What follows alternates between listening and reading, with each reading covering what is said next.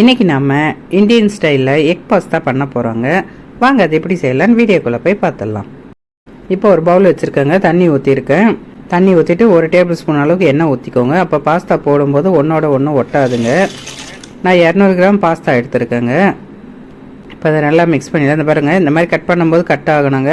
90% அந்த மாதிரி குக் ஆனால் போதும். இப்போ தண்ணி வடித்து எடுத்து வச்சிடலாம். இப்போ ஒரு பேன் வச்சு எண்ணெய் ஊற்றிக்கலாங்க. 4 முட்டை உடச்சி ஊற்றிடலாம். வெஜ்ஜு சாப்பிட்றவங்களா இருந்தால் எக்கு மட்டும் அவாய்ட் பண்ணிவிடுங்க. மற்ற ஸ்டெப் எல்லாமே ஃபாலோ பண்ணிக்கோங்க. இப்போ நான் முட்டைக்கு தேவையான அளவு உப்பு, கொஞ்சமாக மிளகாத்தூளுங்க, கொஞ்சம் பெப்பர் போட்டிருக்கேன். இப்போ இதை நல்லா பொடி பண்ணிக்கலாங்க. இப்போ இன்னொரு பேன் வச்சிடலாங்க. 2 டேபிள் ஸ்பூன் அளவுக்கு எண்ணெய் ஊற்றிக்கலாம். ஒரு அரை டீஸ்பூன் ஜீரகம் போட்டுடலாங்க. பச்சை மிளகா 2 பொடியாக கட் பண்ணது, பூண்டுங்க ஒரு 4-5 பல்லு பூண்டு போட்டுக்கோங்க. பொடியாக கட் பண்ணி போடுங்க, டேஸ்ட் ரொம்ப நல்லாயிருக்கும். இப்போ அதை வதக்கிடலாம். இப்போ பொடியாக கட் பண்ண 2 வெங்காயம் ஆட் பண்ணிடலாம். இப்போ அது நல்லா வதங்கி வரட்டுங்க. இப்போ இஞ்சி பூண்டு பேஸ்ட்டு 1 டீஸ்பூன் ஆட் பண்ணிக்கலாங்க. அதையும் சேர்த்து வதக்கிடலாம்.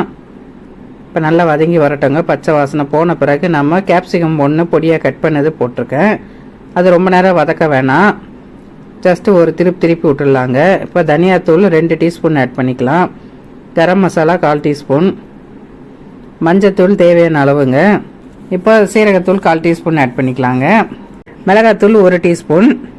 இப்போ பெப்பரை க்ரஷ் பண்ணி போட்டுக்கலாங்க. இப்போ தேவையான அளவு உப்பு ஆட் பண்ணிக்கலாம். தக்காளி 1 தக்காளி போட்டிருக்கேங்க, அதையும் சேர்த்து நல்லா வதக்கிடலாங்க.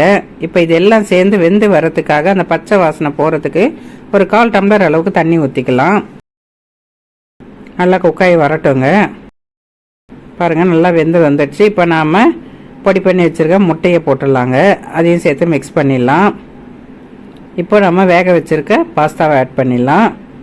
இப்போ சேர்த்து நல்லா மிக்ஸ் பண்ணி விட்டுடலாங்க. ஒரு 2 நிமிஷங்க, ரொம்ப நேரம் அடுப்பில் இருக்கணும்னு அவசியம் இல்லை. ஆல்ரெடி வெந்த பாஸ்தா அது. ½ லெமனோட ஜூஸ் ஆட் பண்ணிடலாம். கடைசியாக நம்ம கொத்தமல்லியை போட்டுடலாங்க. இப்போ நல்லா ஃப்ரை பண்ணி எடுத்துடலாங்க. இப்போ சாப்பிட்றதுக்கு பாஸ்தா ரெடி ஆயிடுச்சுங்க. கண்டிப்பாக ட்ரை பண்ணி பாருங்கள்.